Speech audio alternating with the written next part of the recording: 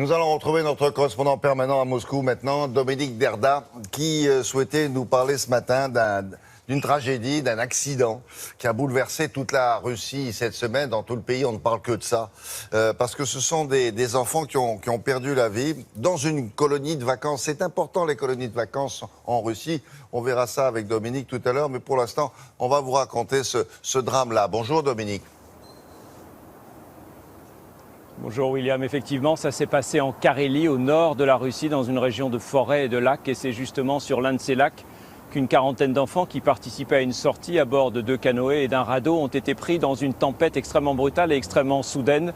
Leurs embarcations ont chaviré et 14 d'entre eux sont morts dans une eau dont la température ne dépassait pas les 15 degrés. Si j'ai choisi de vous en parler ce matin, c'est effectivement parce que l'émotion ici en Russie est considérable. Les obsèques des premiers enfants ont eu lieu hier dans un cimetière dans la banlieue de Moscou, comme vous allez le voir sur ces images qui ont été rassemblées par Volodya Sidorov.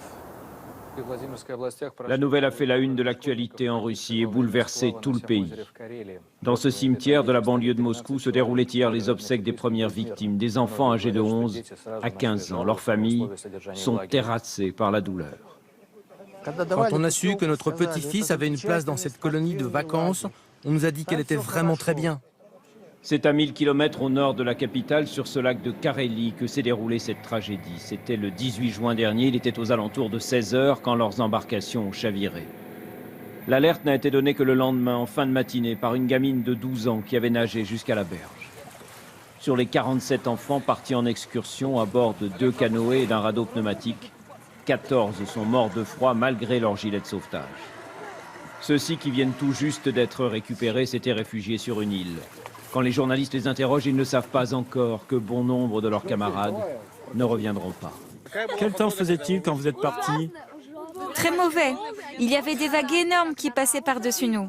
Des vagues de 2 ou 3 mètres, même plus. Les habitants des environs sont les premiers à se lancer à la recherche des disparus et ils ont bien du mal, quand ils en parlent, à contenir leur émotion. De loin, j'ai vu sur la plage une sorte de couverture de survie qui brillait. Quand je me suis approché, je l'ai soulevé et là, j'ai vu les corps. C'était les enfants.